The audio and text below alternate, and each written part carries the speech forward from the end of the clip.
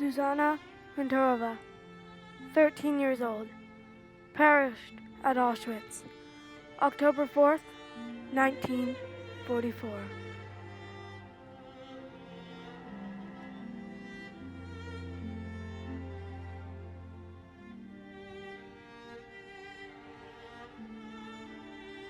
Stephen Frankova, 14, perished at Auschwitz, October 19th, 1944.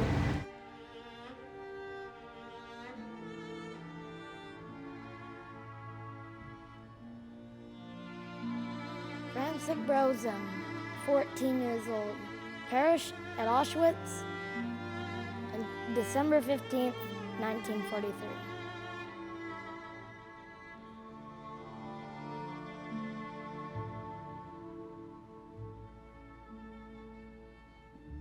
Gabriel Fielder, 10 years old, perished at Auschwitz, May 18th, 1944.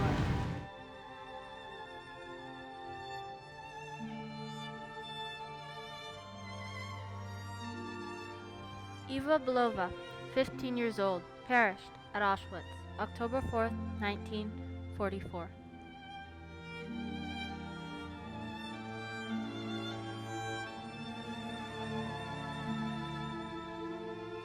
Alfred Westcott, 9 years old, perished at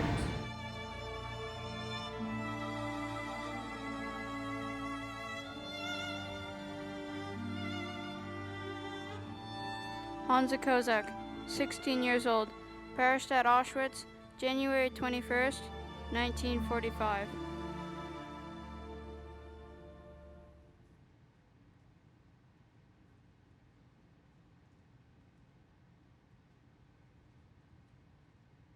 My name is Rhea.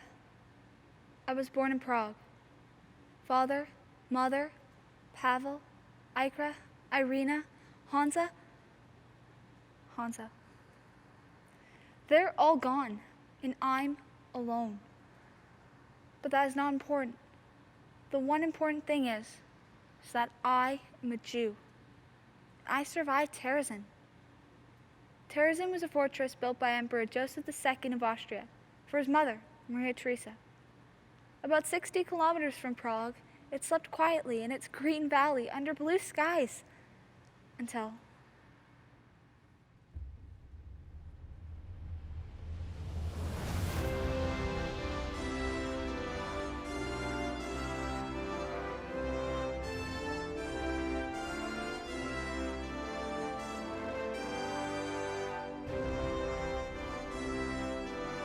March 5th, 1939, German Wehrmacht enters Prague.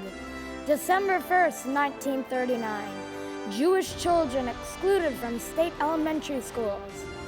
June 14th, 1940, Auschwitz concentration camp set up. September 27th, 1941, Reinhard Heydrich orders mass deportation of Jews and establishes Terezin as a Jewish ghetto. October 16th, 1941, first transports leave Prague for Terezin. Among them were children.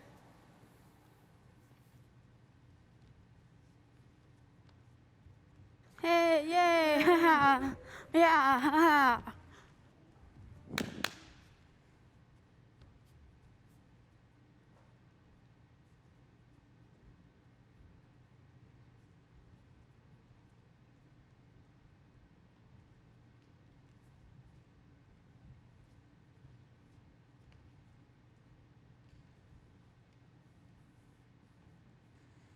You must go along now to the bathhouse, dear. What is your name? I am Irina Sinkova. I'm a teacher here in Terezin. You'll come to school with us, won't you? You are from Prague? I once taught in Prague. It's a beautiful city. When I first came to Prague, I was about your age. I remembered how frightened I was, but after I made some friends, I was happy to live there. Now, you are not alone. You must not be afraid. What is your name? Now that you know mine, you must tell me yours. How can we be friends? I won't know what to call you. My number, here. Rhea Englanderova. Come, Rhea Englanderova. Let me tell you about our school. There's so much to do here in school. You'll be coming here tomorrow, perhaps. There are many children here. We have few books, but we have many songs. And every day, if you wish, you may paint and draw. Here, see? Each of the children has drawn a spring picture. Would you like to paint? I'll find some paper for you, then tomorrow you may begin. See, we saved all the paper we could find. Forms, wrapping paper, and some of the children brought their own. And when there's enough, the children draw and paint. Would you like to choose a piece of your own, Rhea? My name is Rhea.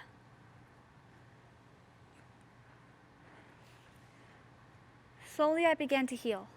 I and hundreds of children who passed through Irina Sinkova school. It was months before I could say anything, but my name was Rhea. I said it over and over again to hear the sound of my own voice, perhaps just to make sure I still knew my name. Rhea. It was an achievement for me. Irina knew it. She gave me paper and paint, and I wrote my name in stiff, crippled characters. Rhea. Rhea. Rhea. It helped me to be sure I was still alive. One day, I suddenly wrote another name. Irina. And then I knew I was healed. I could draw, paint, and speak again. I could tell Irina all the things I was remembering. I was no longer afraid to remember.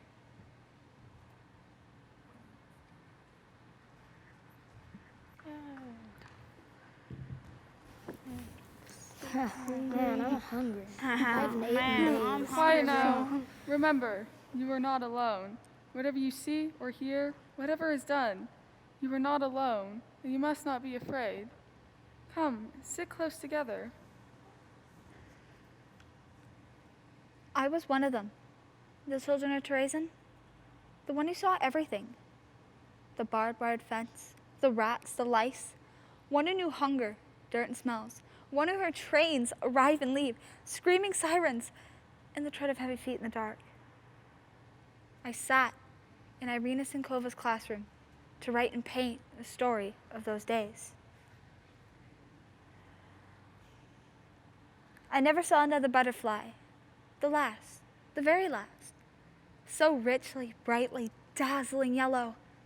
Perhaps if the sun's tears sing against the white stone, such yellow is carried lightly way up high. It went away, I'm sure, because it wished to kiss the world goodbye. For 7 weeks I've lived here, penned up inside this ghetto, but I found my people here. The dandelions called to me, and the white chestnut candles in the court. For I never saw another butterfly. That butterfly was the last one. Butterflies don't live here in the ghetto. It has been weeks since I came to this ghetto. I did not know such thing could happen to me. When I go home, I'm only going to eat white bread. When I go home, I'm going to drink my bed clean every day. When I go home, I'm going to drink hot chocolate in the winter and lots of it. When I go home, I'm going to have pretty white curtains and rugs too. I'm going to play ball in the courtyard when I go home and shout if I want to. When I go home, I'm going to play with my dolls. When I go home, I'm going to read lots of books. I'm going to play the piano when I go home, and everyone will sing, and we won't care how noisy we are. When I go home,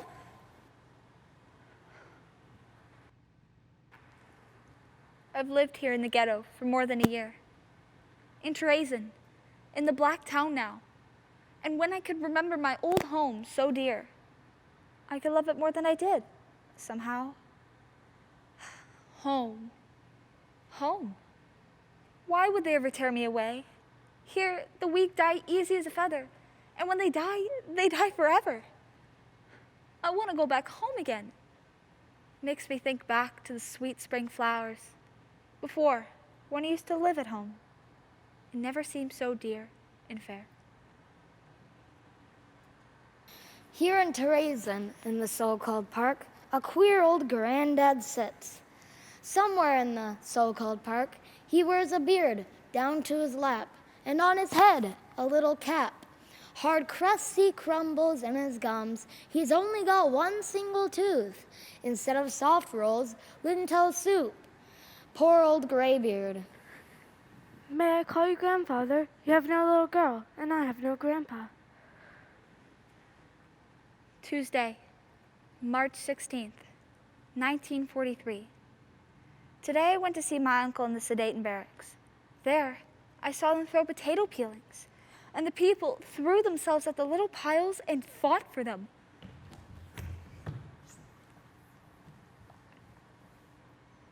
Tuesday, April 6th, 1943. Tomorrow the SS men are coming and no children can go out on the street. Daddy won't know this, and I'll die of hunger by evening. Wednesday, April 7th, 1943. I missed Daddy yesterday, but I don't cry. The other children couldn't see their parents either. We aren't allowed to go outside of the barracks. And we aren't allowed to go in the streets without a pass. And children don't get a pass. They say this could last weeks, or even months, like a bird in a cage. Last night, I had a beautiful dream. I was home. I saw our flat and our street. Now, I'm disappointed and out of sorts because I woke in the bunk instead of my own bed. This isn't a home anymore. It's a hospital. Everyone avoids us. Half the children are sick in bed. The number of sick goes up every day. Rooms full of patients, and the doctor does not know what to do. It's terrible here now. There is a great deal of tension among the older children. They're going to send transports over to the new ghetto, into the unknown. And 1,500 children will arrive tonight. They are from Poland. We are making toys, little bags, and that's for them. They look awful. You can't guess how old they are.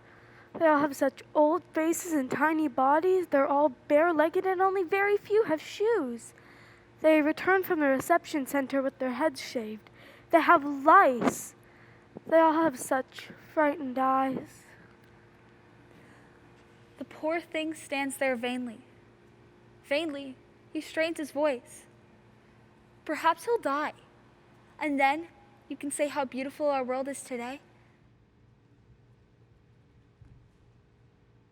We got used to standing in a long line at 7 o'clock in the morning, at 12 noon, and again at 7 o'clock in the evening. We stood in a long line with our plate in our hand, and they gave us a little warmed up water with a salty or coffee flavor, or else they gave us a few potatoes. We got used to sleeping without a bed, to saluting every uniform.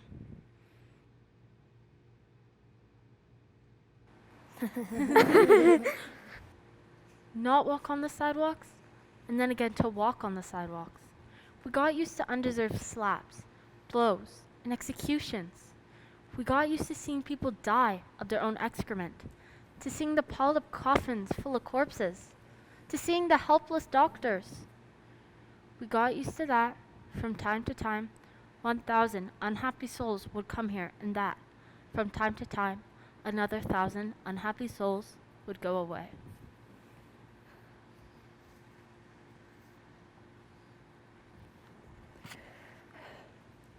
Monday, September 6th, 1943. I got up at 6 to see Zdenka. When I came up to the barracks, I saw the last people going through the back gates and getting on the train. Everywhere was boarded up, all around, so no one could get to them, and so they could not run away. I jumped over. I ran to the last people going through the back gates, and as I saw the train pulling away, in one of those cars, Zdenka was riding. Where did Zdenka go? The transport to the east. Why? To work, resettlement to Auschwitz? Auschwitz. She will not come back. Yuri told us, and he knows. You die if you go to Auschwitz. Rhea. It is true. I know. You die in the ovens and the chimneys. When you die, you burn to ashes. We do not know this is true. I know, and you know too. And you think because we are children that we do not know? What have you heard? Where? Yuri told us. He came from Warsaw. You die if you go to Auschwitz, and no one returns. Every day, the trains go, and no one returns. Yuri was there. He escaped. He told us. How is it that you do not know? I've heard the same talk. We all have. Think, Rhea, such things can't be true. But it is. He told us we're going to die. Rhea, wait, you were only afraid. Irina, I want to go home. I hate this place and everything. Everything? Yes. What is the use of anything if we're going to die? Zdenka, last night, we shared our bread and sang together. Now she's gone. I know. And Eva, and Myram, and Mariana, I miss them too. Gabriella, and Susanna. I know. They promised that we'd keep together. That next year in Prague, we'd go to school together. Now there's nothing left. They were your friends. You loved them. Do not forget how you worked together in this very room. Eva, Zuzana, and Gabriella. They're pictures. See? No, they will burn them too. Rhea, listen to me. You are no longer a child. This minute, you are no longer a child. And so I tell you, I have a child. She is 9 years old. She was torn away from my arms and thrown off the train by an angered guard. I tried to throw myself back after her, but I was dragged back into the car. I wanted to die until I came to Terezin and found thousands of children waiting for me. And then I knew I must not die. Do you understand? You are no longer a child, and so I tell you, I have a child, and she lives whenever I comfort another or dry her tears.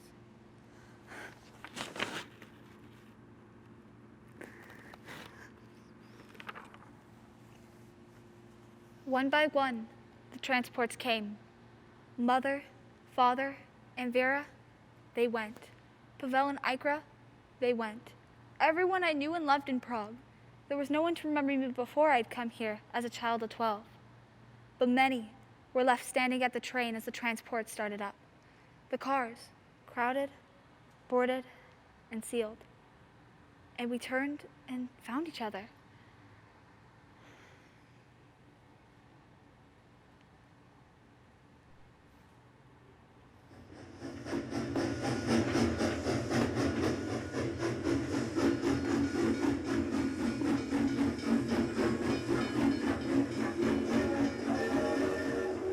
Yuri! They said they wouldn't take him. He's a plumber, an electrician, so clever. They said they wouldn't take him. Everyone goes. Yuri, was he your friend? He was my brother. You're Hansa Kosak. I've heard about you. I'm Rhea. Rhea Englanderova. My brother, Pavel, and Ikra. I know. They got married. They're on the train now. What's the good of that? They're still together. What's the good of that? Together they'll not be afraid. That's the good. You are afraid? What if I am? You're laughing at me. You think I'm a coward. I'm laughing at you because you're a girl and you don't know the first thing about anything. Well, it's all easy for you. I've heard how you get by the guards. It's easy for a boy. Maybe. My father was beaten and left for dead before my eyes. I saw it. I couldn't move. I was so afraid. But I didn't run. I never understood it until my father, dying, told me, "You're a good boy, Hansa. You're afraid, but you're not a coward." I'm sorry. Well, it's late. I have to go. Where are you going? Number 25. Where do you live? House number 2, at the other side, near the wall. There are 30 girls in our group, most of us from Prague. Irina, she's in charge of the whole compound. She lives with us. We live alone. We elect our own leader, and we have meetings, secret ones. Don't you have one of the older men there? What for? We're old enough. We work in the fields. So do we, some of us. I do. I'm old enough. We take care of everything ourselves. I'm the leader now. I was elected, so I'm in charge. Don't you go to school? At night? After work? Sometimes. Sometimes we have meetings, the leaders from the boys' homes, and we talk and plan. What? Oh, like someone gets an idea about something and we talk about it, or someone does something we don't like and we tell them to quit it or else. A lot of things. We're working on something right now. For the boys' home? Not just for the boys. We're gonna have a newspaper and report the news in camp. Have you got a printing press? No, we don't need that. It's not that kind of paper. We're gonna have copies of the news and report the news in camp. It's my idea. Will you put one in the girls' home? I suppose we could. I never thought about it. I'd copy it over. I could do that. I'd have to talk about it with the rest. I suppose it's a good idea. Well, I guess I've got to go. We're gonna have a meeting about the paper. You can come if you want to.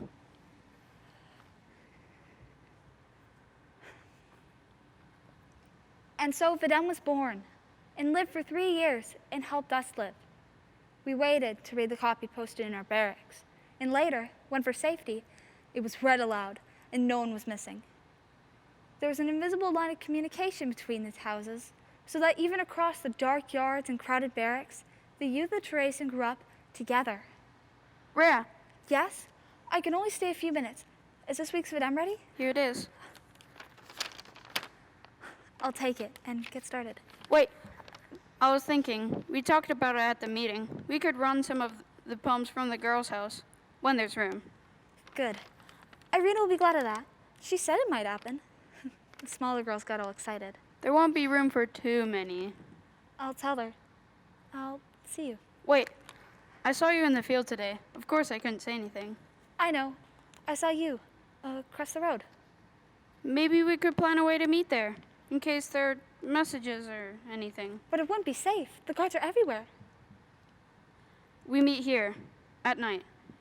The guards think we're inside the barracks. I'm not afraid. Are you? No. Yes. I guess I am. They beat you. It wouldn't be the first time. I always get up again. Someday. Someday maybe I won't, I suppose. What difference does it make? Don't talk like that. I'll go if you do. Wait. I'm only teasing. Be lonesome without you. I mean, the boys need you and the paper. Irina says you're the only one she can trust to bury the drawings and poems. Others would do that. It'd be so hard. I mean, these months, we've been good friends. I miss you too. I meant to say that first. I know. Good night. Good night. Rhea, Yes? I have some flowers for you. Hansa, if you get caught, You know the square in front of the tower? the prisoners aren't allowed there. I know. Well, they can't stop us from looking at them. Look from here. See the flowers near the corner and the butterflies? I see them. Well, I'm giving them to you, and every time you pass, I'll say they're mine. Hansa gave them to me. All the flowers and all the butterflies. Thank you. Oh, thank you. Hansa, Irina gave me the book of poetry. I left it for you at the end of the field near the shed. I want you to read one special poem. I found it and read it and left one for you. Look for it. Rhea, look. What is it? Open it. Careful. It's very expensive.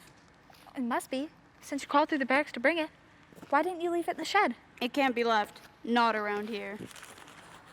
Hansa, a sausage. You're wonderful. A sausage I haven't... But where'd you get it? I liberated it. Liberated it. Hansa. Actually, I took it. Stole it. No wonder it tastes so good. You're so brave. I won't be here for a few days. Why? Where are you going?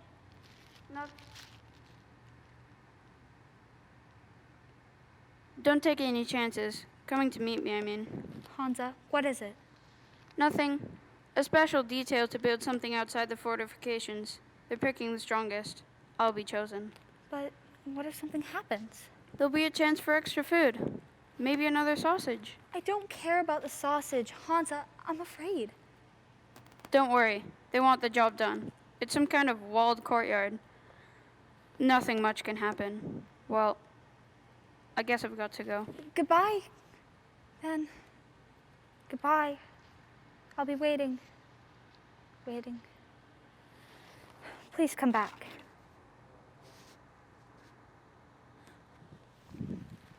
Rhea, it's all right. A message came through. What is it? Tell me. Tell me. The boys are back, all of them. I've been holding my breath for 2 days, waiting. I couldn't think of anything else but Hansa. What would we have done if he had not come back, if weeks and months had passed? Waited. Held my breath. For tomorrow. Then waited again. Waiting days are long days, Rhea. You would learn to stop thinking of tomorrow and keep alive today. That's the secret of waiting. Remember it, to keep alive today.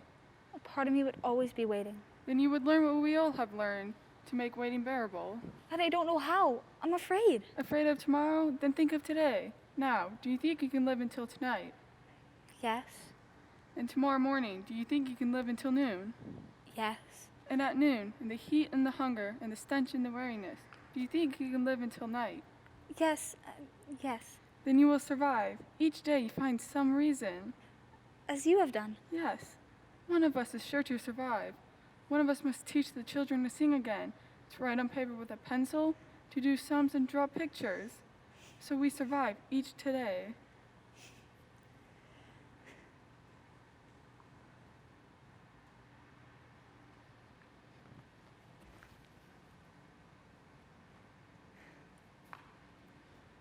The singing, the reading, the learning, the poetry, and the drawings.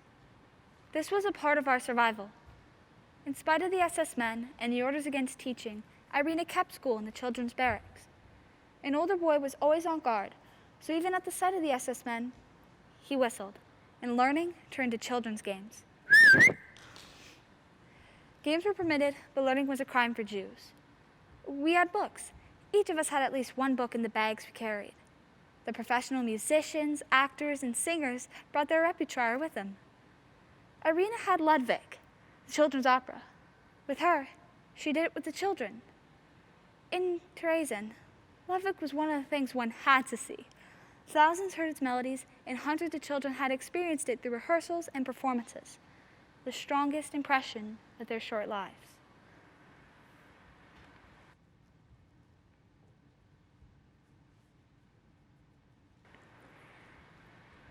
Susanna Winterova, 13 years old, perished at Auschwitz, October 4th, 1944.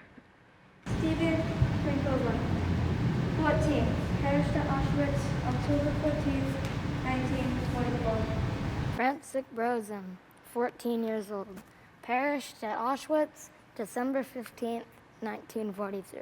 Gabrielle Fiorova, 10 years old, perished at Auschwitz, May 18th, 1944. Eva Belova, 15 years old, perished at Auschwitz, October 4th, 1944.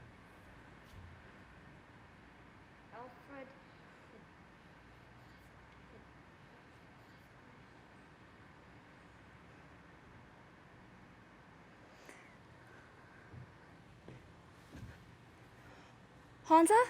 Rhea, don't turn and move. Hansa, where are you? Don't move. Here, on the other side of the wall. Don't move. Don't. Just listen. I have a number on this transport. No, I have a number on this transport, and I must report. no. But the news is good. What do you mean? The war is coming to an end. Hansa, no.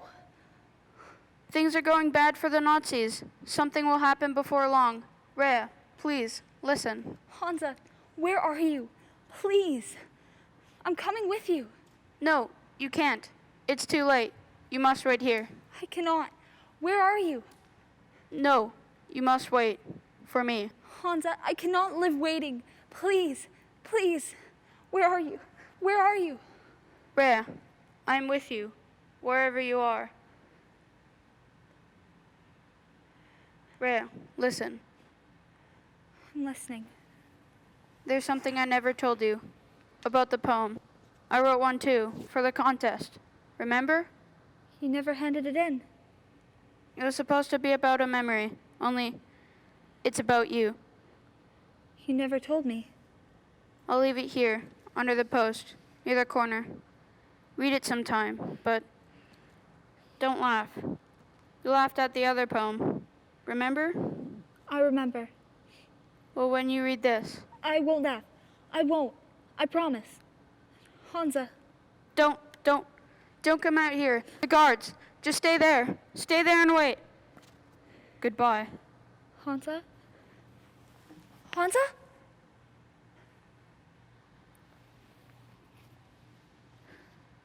Goodbye.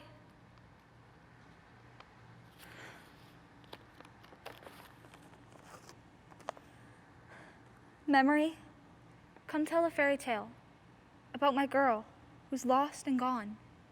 Tell about the Golden Grail, and bid the swallow bring her back to me. Fly close to her and ask her soft and low if she thinks of me sometimes with love.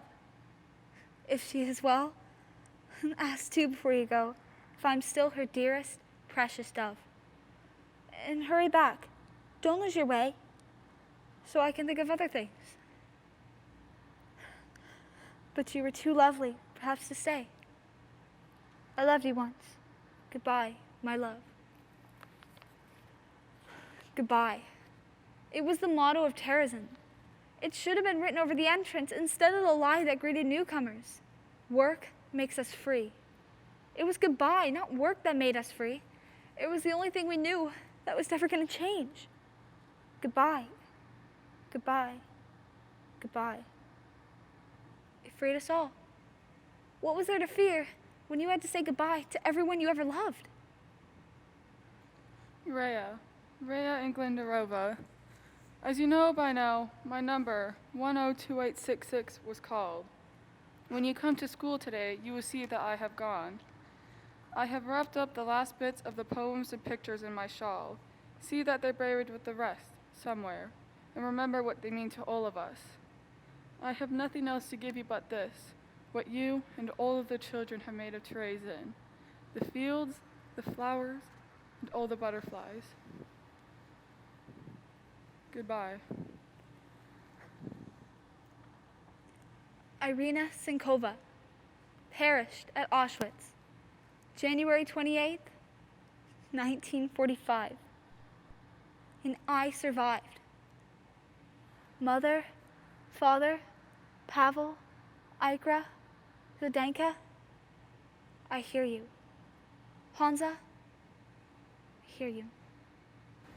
In the end, perished at Auschwitz, and I, Rhea Englanderova, after the liberation, returned to Prague. Alone. Alone. For 7 weeks I've lived here, penned up inside this ghetto, but I've found my people here. No, you are not alone. You must not be afraid. Some Polish children are coming. We're making toys, little bags, and nets for them. I went to look for Zdenka. She cried and laughed at the same time. She was so happy to see someone before she left. I never understood it until my father, dying, told me, "You're a good boy, Hansa. You're afraid, but you're not a coward."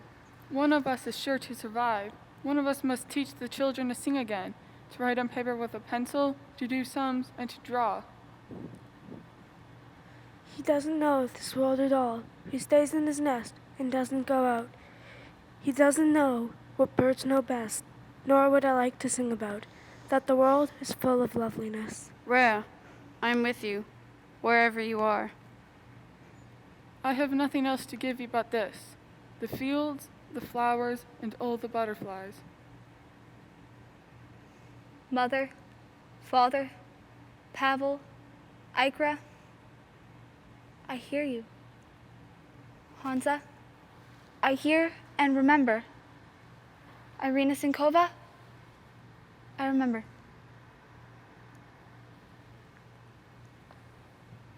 My name is Rhea. I am a Jew. I survived Terezin, not alone, and not afraid.